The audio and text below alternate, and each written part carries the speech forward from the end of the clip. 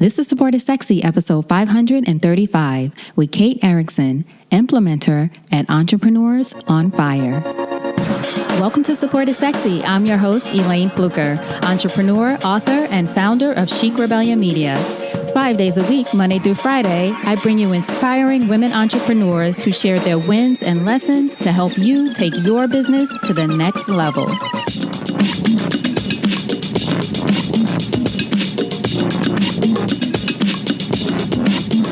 Here we go.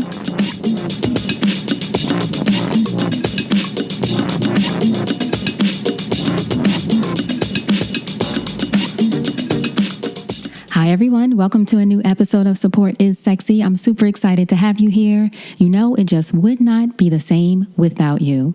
And I am so excited about our guest today, Kate Erickson. Kate is the host of her own podcast called Kate's Take. And she also, as you heard in the intro, is the implementer at Entrepreneurs on Fire.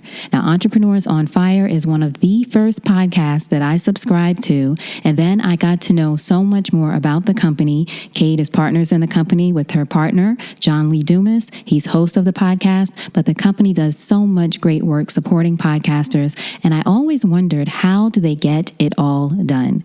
I say Kate is the systems person who helps get it all done. I think John would agree. I certainly know that Kate talks about in this episode the systems that she put in place to help keep the machine running. But what I love is not only does she tell us about systems and strategies for keeping things organized and how to look at launching different products in your business, what to consider before you do that. But I really love that Kate is so open, and I so appreciate this, Kate, so open and honest about her journey to become an entrepreneur in her own right, how to find her space, how to own her space, and how to tap into her zone of genius. So I know you're going to love this episode. Get ready to dive in. So now, without further ado, Kate Erickson. So Kate, thank you so much for joining us for an episode of Support is Sexy. I'm so excited to talk to you. Elayne, I'm so excited too. Thank you so much for inviting me. Of course. So our first question, when did you first fall in love with entrepreneurship? Well, so I first fell in love with entrepreneurship when I found out that it was an option because I didn't always know that entrepreneurship was a thing. I grew up like in a very, I guess you could say, quote unquote, typical trajectory of like go to school and get a job and graduate college with a degree. And then that's what you do for the rest of your life. And so that's very much the path that I was on. I didn't discover entrepreneurship until 2011, I would say. And as soon as I discovered it, I was all about it. Now, where did you grow up? I grew up in San Diego, California, so very lucky to be very close to the beach and the sunshine all the time. Yeah, very spoiled in that respect. What would you say were some of your greatest influences growing up?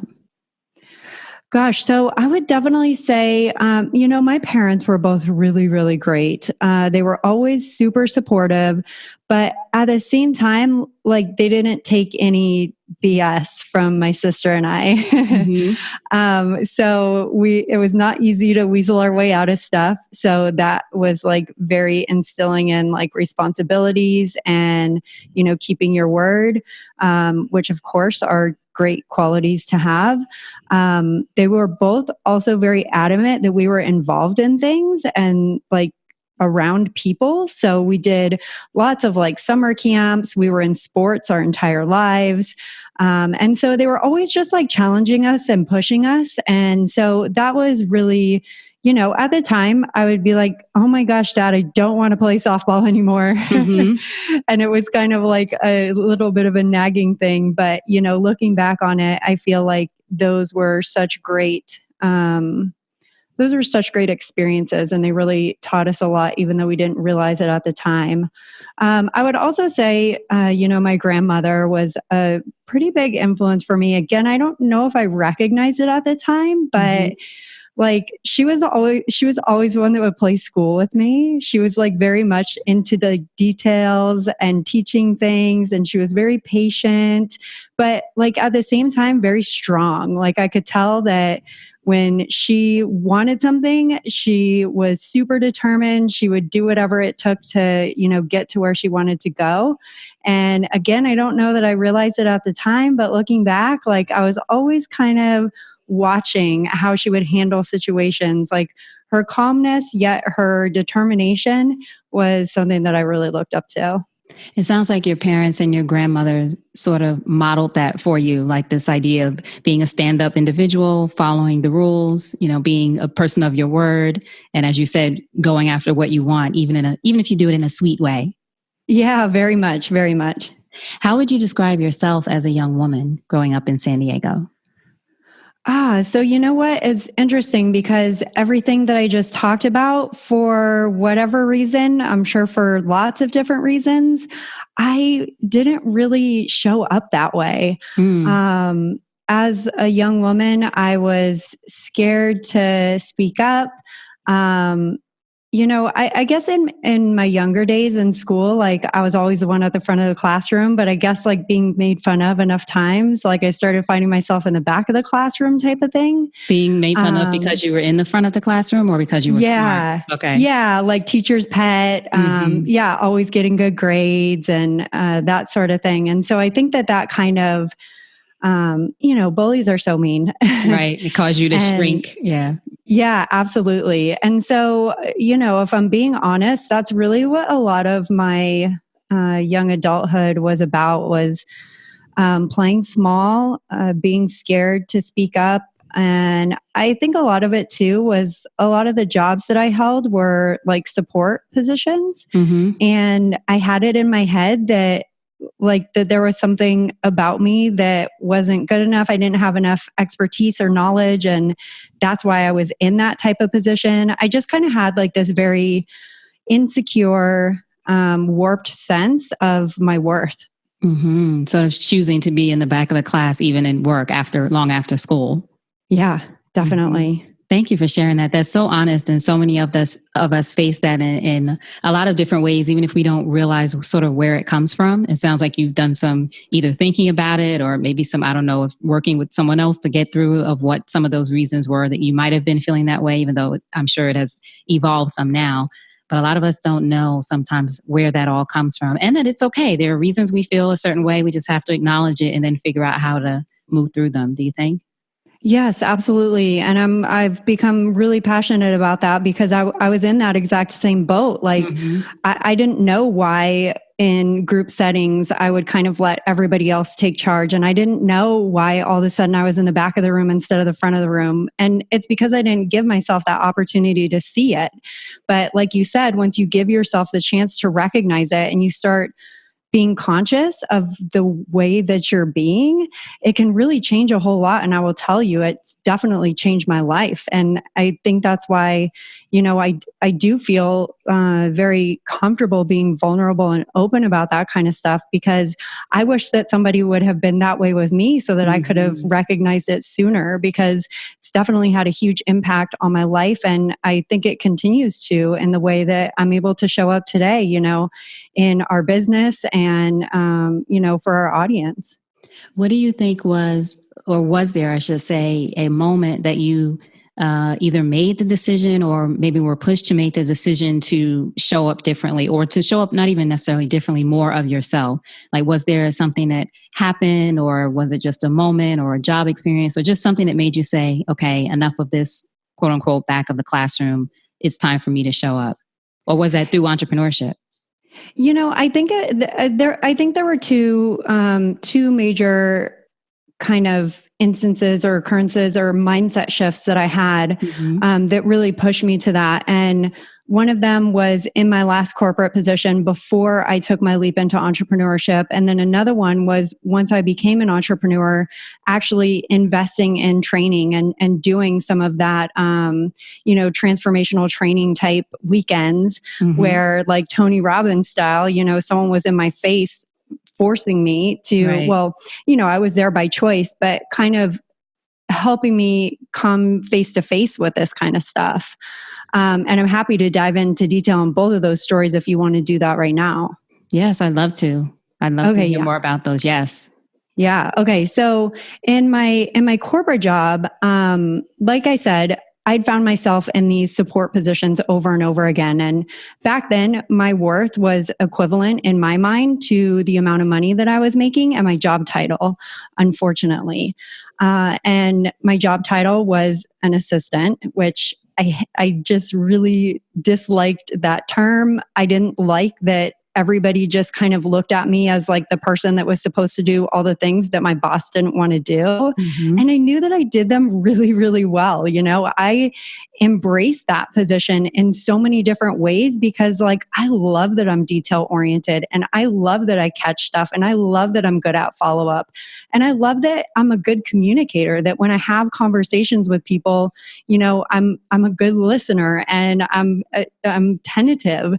And so it kind of got to this point where I'm like, why is it that even though I feel really great about all these qualities that I have, that I'm still stuck in this position? Like, why can't I be the boss? And so I had been in this same position for 3.5 years, and my manager told me about a job upgrade position, an opportunity. And she said, I think you're going to be really great for this position. And I spoke with the hiring manager. It was within the same company. And she said, you could have this promotion. Like the hiring manager wants you. She selected you. She's been watching you. You know, again, I'd been there for 3.5 years. I'd felt like I'd proven myself pretty well at that point. Mm-hmm. But again, still every year it was the minimum raise that I could get, and it was the same job title. So I was really, really excited about this prospect of this promotion. Like to me, that was finally going to raise me up. That was finally going to recognize and kind of be the reciprocal appreciation for what I had worked so hard for every single day. So I get on the phone with the hiring manager and she told me that it was just a formality, that I had to go through the actual application process, which I was fine with. Again, I'm a rule follower. So I was like, okay, let's do this. And so we had this great conversation. I felt like I crushed the interview. You know, everything was super on point. I hung up the phone just feeling really, really good about it.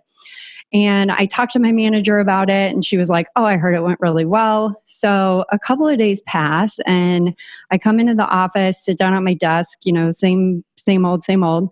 And the phone rings and I look at the caller ID and I recognize that it's the hiring manager. So, you know, I'm like sitting up in my seat and getting so excited that I'm going to answer the phone and that this is going to be my job offer. Like I'm literally expecting to pick up the phone and have her say like, you know, this is your position. Exactly. Right. Exactly. I still get worked up when I talk about this. I'm so nervous, Kate. I'm so nervous. Oh my gosh. And so I pick up the phone and the hiring manager was like, Kate, like this is such a great conversation. Thank you so much for kind of going through this process with me. You are the perfect candidate for this in every way. But we decided to hire outside of the company for the position. And I was just like, oh my gosh. I felt like I had the wind knocked out of me, right? And at the same time, like maybe got punched in the face and like kick me while I'm down kind of thing, you know? And, right. And then I just felt still trying to be quote unquote professional and hold it together. Yeah, absolutely. Absolutely. So, you know, of course, I thanked her very much for the opportunity and for the, you know, for going through it with me as well. I didn't know really what else to say at that point. I was shocked that was what that phone call became. And as you can imagine, I hung up the phone, a ton of resentment, ton of anger, ton of questions, ton of negative self-talk. And it was like one of the toughest things that I've gone through in that situation. But looking back on it, it's one of the best things that's ever happened to me because, Elayne, that was the first time in probably my entire life that I actually said, like, why am I waiting for somebody else to give me what I want? Like I finally just had this thought pop into my head. Like every single day I come in here and I look to my boss for appreciation, and I look to my boss for her to tell me that I do a good job, and I look to her to give me a promotion and a raise. Like, why am I looking to her for that? She's never going to give me that stuff. Like if I want that, I've got to go find it myself. Right. And that was such a huge, like I said earlier, mindset shift for me. And like going from the victim to the person in charge. Like, I've got this. Mm-hmm. And that day I committed to myself that I would quit my job. And that is the moment in time that I go back to of when I became an entrepreneur. You know, I stayed at that job for 6 more months while I built up my bank account, while I paid off all my debt, while I kind of tried to put some semblance of a plan in place. Mm-hmm. But that is the moment in time that I became an entrepreneur. That is amazing. Thank you so much for sharing that story with. I mean, I honestly, I felt it being in that position in different ways. We all have been there in one way or another. I've been there where I thought either I was going to get a job, and the similar thing. Person said, "You're perfect," and you sort of think, like you said, or as they told you, it's a formality. So you're going through it. You're still doing your best, but you feel like okay. And then when it doesn't happen, I don't know if you went through this. I won't project this on you, but I do have those moments of what else could I have done? What could it be other than is it really that they're hiring? So you start asking all these questions, and it sounds like you didn't let that spiral too much, although sometimes we can let things spiral, as opposed to what you did eventually. I'm sure you went through whatever emotion you needed to, but eventually making a decision with, okay, what am I going to do about this? Mm-hmm. Yeah, definitely. It kind of felt like, when you do that science project where you like put all those things into a volcano and then you add the last thing and like it starts erupting. Like it felt like that moment was that like last thing that you put in there that like makes it all just like, this has got to stop. Exactly. Now, what about, you mentioned also that was one part of it. And then you also mentioned some of the coaching things that you've done as well. Yeah. So when I went through the transformational training, I discovered so much about myself that I never knew. Were you already into your business? Sorry to interrupt. Were you already into your business at that point, or still at your full-time job? Nope, I was in the business. So I'm business partners with my life partner, and we run an online business together. And I had just joined the team about a month before I thought, you know what, and was encouraged by somebody who I really looked up to and admired to go ahead and do this, because it would make a big difference in this journey that I was about to go on. And again, entrepreneurship was pretty new to me at the time. And so I was looking for any like feedback and recommendations that anybody could give me. And so I thought, you know what, like one of the questions that he asked me when he was talking to me about this training is he said, do you ever feel like there's things that are holding you back? And I thought like, oh my gosh, all the time. Like I'm constantly doubting myself. I kind of went through like a transformation in so many ways in that moment in time that I quote unquote lost that promotion. But I feel like I kind of relapsed in a lot of ways too, because I still did question like every decision that I made. And I still did wonder if I was doing the right things. And, if I looked stupid, or if other people thought that I wasn't doing the right thing. And that really still affected me a lot. And so when he asked me that question and told me that this training could help that, I was like, okay, I'm all in. So I went to this training. It was 2 separate weekends, about 6 months apart from each other. And they were really intense. Like I'm talking 8 a.m. to, midnight, 2 a.m., 3 a.m. Again, Tony Robbins type, like, let's really get to the bottom of this, break you down so that we can start bringing up some things that I don't even know are there, And yeah, that's when I had this huge mindset shift around the fact that my big takeaway from that was, so without getting into too much detail, one of the exercises was everyone in a room together. So there's probably about 150 people at this training, and everyone's standing in a circle together. They turn the lights out, and at the end of the exercise, they turn the lights back on. and everybody opens their eyes. And I had already spent like at least a day, if not 2 days, with all of these people, kind of felt like they knew me, I knew them. And you go through some like very personal things during this time. So I'm like, okay, trusting the process, like, let's do this. So the lights come on and I open my eyes and I look around me and everybody else is standing in a circle around me and I'm sitting in the middle of it by myself. What? Yeah. And you didn't know that everyone had moved in that way. No. And I'm just like what just happened? And why did it happen? Right. Oh my gosh, I was so uncomfortable. I didn't know what to think. And through that exercise and through the next like 30, 45 minutes, I took away from it that I was walking through life invisible. Like people could literally not see me. And that was really, really tough to face. And I felt ashamed about it. And I couldn't believe that I had done that to myself. And that day, I promised myself that I would never walk through life invisible again. And that was like my second huge, like, you've got some things to do, Kate, and you're not showing up in a way that's going to help you do them. So you got to figure it out. Wow. Thank you so much again for sharing. I got chills hearing that because I can relate. And also the fact that you were sharing something so vulnerable and open. I know it's going to help a lot of people, I'm sure. Just the idea that if anyone's listening right now that feels invisible, sometimes it's just a feeling or you feel like people don't see you or understand you or hear you or you're not making an impact, or it comes down to the I am not enough kind of thinking, and to know that it is a choice how you show up, right? You get to choose how you show up. You get to choose to not be invisible. Yeah. So thank you so much. I know that's going to resonate with a lot of people. Awesome. And the fact that day, like you said, you decided there's always these moments, or even if it's across an amount of time, that at least I feel like, or in the conversations I've had, there's always something that just makes you say, okay, I've got to change this around.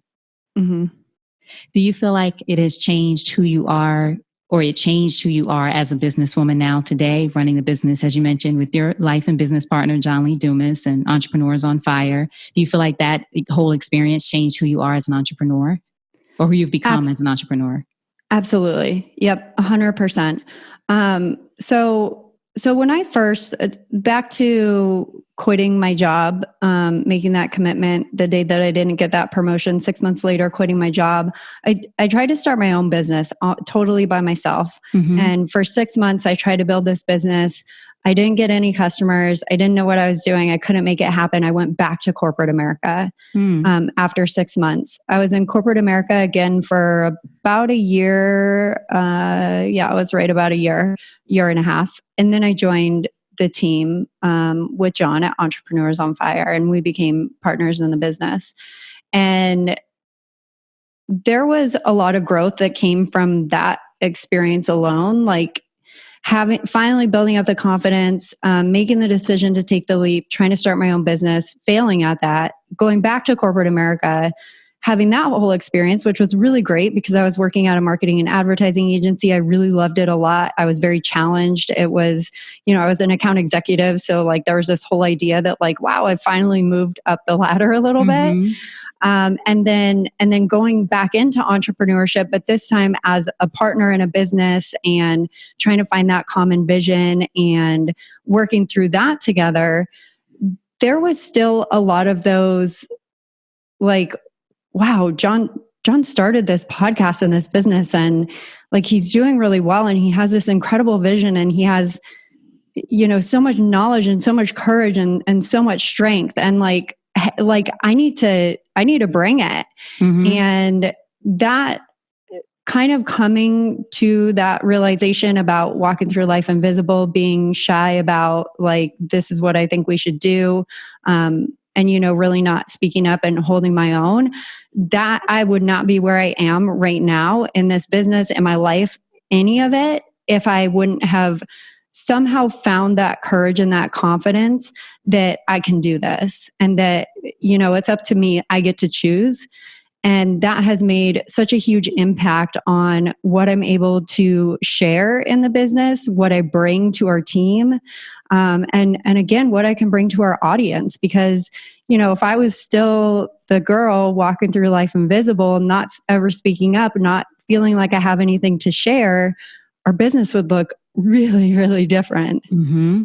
And having the courage to, just so everyone can make sure they catch it, doesn't mean that you're not afraid at sometimes, or, going into something you're not uncertain. It doesn't mean, or does it? Maybe it does. For most people, no. Yeah, I was going to say, no, absolutely not. Super Kate. Okay. Not even close. Sorry, I definitely don't want to put that off. I'm scared now, right? Yeah. Exactly. Being able to catch yourself and saying all right, I'm really freaked out about this. I don't know if I'm making the right decision right now, but I'm going to go ahead and move forward anyways, because I know even if I fail or even if it doesn't work out, at least I'm going to learn something from it and I can be better next time. Mm-hmm. So now you both have built a 7-figure business together. And I know it's been how many years now? Since 6 years? 5 years? Almost 6 years. Crazy. Yeah, almost 6 years. Wow. So what would you say would be your advice for how you were able to, especially after all you've shared with us about your evolution as a person and an entrepreneur, how did you carve out your own space within the business for anyone who's working with a partner who's either a life partner or just a business partner? Yeah, absolutely. And I think this is even of benefit, like if you have anyone on your team, like regardless if they're a virtual team member or whatever it might be. So that was really, really important to me, Elayne. When John first asked me to join the team, I said no. And I said no for that exact reason, because I didn't understand. I couldn't see how I fit. Mm-hmm. And that was very important to me, especially because we'd been dating for I don't know, a year and a half or something. Our relationship was still quite young to be like, okay, let's go ahead and start a business together. Right. And all the warnings that people give about that, right? Yeah, exactly.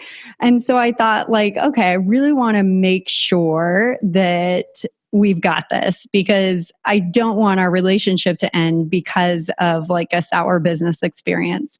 So I said no, and I told him that was the reason why. I was like, I want to know how you see me in the business, and then I want to let you know how I see me in the business. And so we had a lot of ongoing conversations about what my passions were, what I was good at, what my background had taught me in terms of project management. And, I went back through my positions and I literally listed out the things that people would come to me for. What were my bosses always okay, Kate has to do that. That's her thing. Mm-hmm. And through doing that, and then from also figuring out from John's perspective, you asked me if I wanted to be on the team. Why did you ask me? What role do you see me in? How can I add value to the business? Because I didn't want to just come on board and, do some things without any real purpose behind that, Right. And so through those ongoing conversations, which went on for probably about 3 or 4 months, we finally came to a place where both of us saw me in the business. We saw the types of activities that I would be participating in. We saw the types of projects that I would be leading. And we saw how that fit into both of our vision, mission, and goals with the business. And that was so very important, again, to me, but I feel like it should be important to anyone who's looking to go into business with somebody, to hire someone on your team, because having that shared vision and mission and being able to all contribute to that, I think is critical to hitting goals and to the success of your business, and for people individually and personally to feel fulfilled. How does it work for you with in regard to hiring your team? Because I know you guys have how many people working? I know all virtual, but how many people working with you now?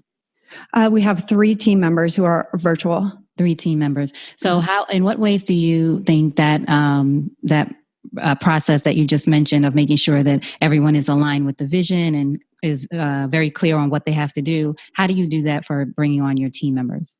That's a great question. And because hiring's not easy, right? Right, exactly. I mean, yeah, even coming up with like, okay, I know I need help, but then even going from I know I need help to this is what I want that person to do. I mean, that can even be difficult, let alone, sifting through applications and trying to figure out if you're hiring the right person.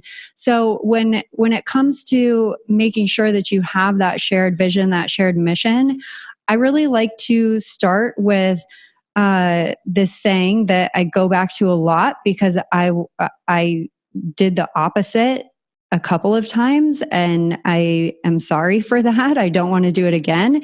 Is to know that you're always going to be hiring for attitude and training for skill. For a very long time, I would hire for skill and then realize that the attitude wasn't there and it doesn't work. It does not matter how good somebody is at their job if they don't fit the personality of the type of person that you want on your team and the type of business that you want to run. So the conversations that I typically have during an interview process have nothing to do with the work. Like, of course, I want to hear a background and what their interests are when it comes to, in our case, podcasting and online entrepreneurship and marketing and funnels and community engagement and overall communication. But I also just want to know that they like to have fun. And I want to know that they feel passionate about inspiring people. And I want to know that when it comes to it and somebody's really, really scared about taking their next step, that they could be a cheerleader for that person.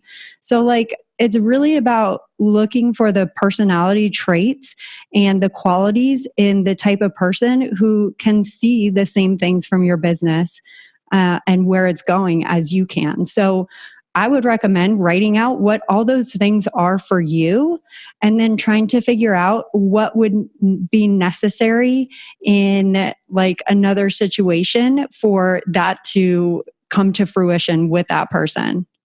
I love hire for attitude and train for skill. That's what you said, right?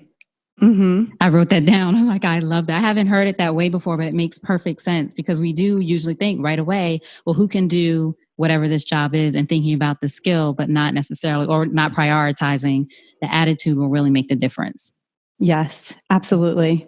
So how do you and John decide about projects or products or different things? You have a few different products. I'm part of Podcasters Paradise. Yay! Yeah. I've been part of this for a long time. You have a podcast journal that you just launched, right? Yes. How do you, and everyone, of course, will have links to all those things, but how do you both decide, speaking about team and vision and all of that, what kinds of, which products to go with next for anyone listening who's thinking about a product or wondering if they should even think about doing one? Yes, absolutely. So when we come up with new like product or service ideas, community ideas, whatever we're going to create next in the business. So John and I have our roles very defined. John's very much like the visionary, like what this business looks like and the big idea person. And I'm the implementation person. I figure out how to make the things happen once John kind of has like this vision for them. And so when we're thinking about coming up with a new product, a new service, it's always sourced from our audience, which is why we talk so much about the importance of growing your audience before you think about creating something to sell to an audience, because you can't sell to no one, right? So we listen to the process is listening to our audience and picking up on those recurring themes, questions, pain points, struggles that they're coming to us with, and then figuring out how our expertise and what we've created on our platform might be able to help them in that area. So, Elayne, you mentioned Podcasters Paradise. We created Podcasters Paradise, and let me walk backwards, because John had multiple people from his audience coming to him and saying, John, you started this podcast, Entrepreneurs on Fire. I love it. I tune in every day. I want to do that for my passion. I want to do that for my expertise. I want to create a podcast for my business. How did you do it? And enough people came to him asking this question that John thought, I know how to do this. I did it with my own podcast. What if I put together a training that taught other people how to do it too? Because my audience seems very interested in this. They keep coming to me and asking me about it. And so over time, we thought, well, let's just present it to our audience. Let's actually get proof of concept because money talks.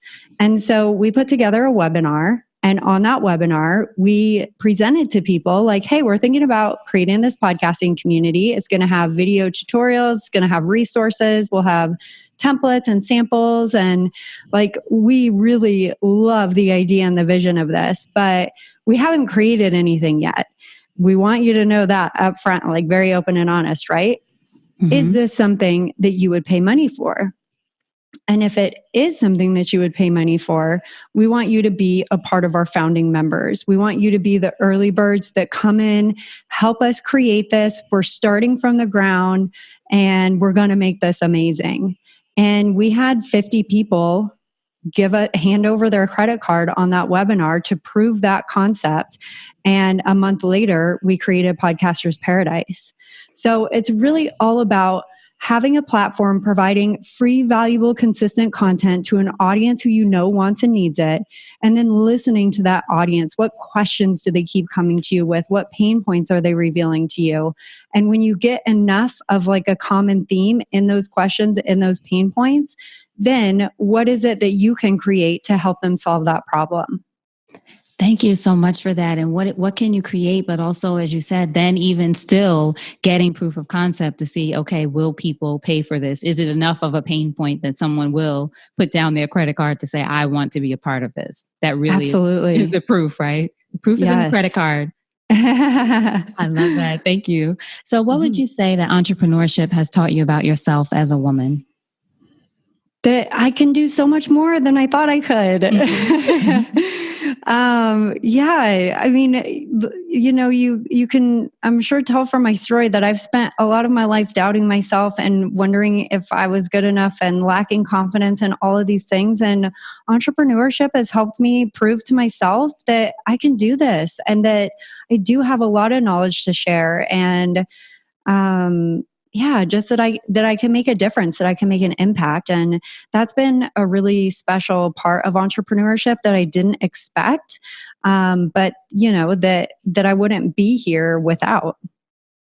So in closing, Kate, if you think over your life and career and you had the chance to thank only one person whose support was critical to you personally or professionally, who would that be and what would you say? It's got to be John Lee. John's the one that introduced me to entrepreneurship. He's the one that encouraged me and was supportive of me when I quit my job and I tried to start my own business. And I would just say to him, thank you so much for believing in me when I didn't believe in myself.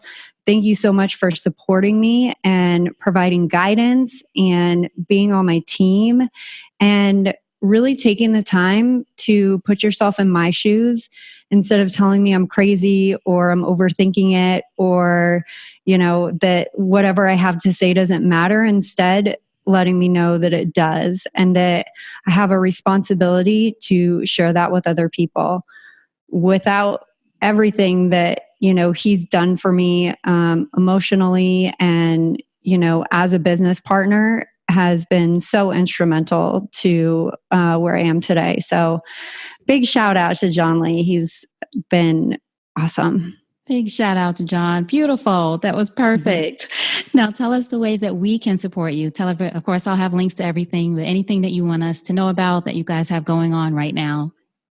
Yeah. So everything that we do is over at eofire.com. So that's where you can find the podcast. We have a blog. We have a ton of great free courses and resources over there. My podcast is Kate's Take. Yeah, I was going to say, I love your podcast too. I'm a subscriber. Thank you. So on my podcast, it's topic-based. I don't do interviews or anything. I just talk about what it's really like to run a 7-figure business. So I'm very much into systems and processes and the technical aspects, the behind-the-scenes stuff. So if you're into that, Kate's Take. And Elayne, thank you so much for the opportunity. and for allowing me to join you and your audience today. Thank you so much. And I'll be fully transparent with everyone before you go. As you know, I had all these questions about pre-launch and strategies and all these other things, but I just was so into your story, just about your evolution as an entrepreneur, that I decided to go with that.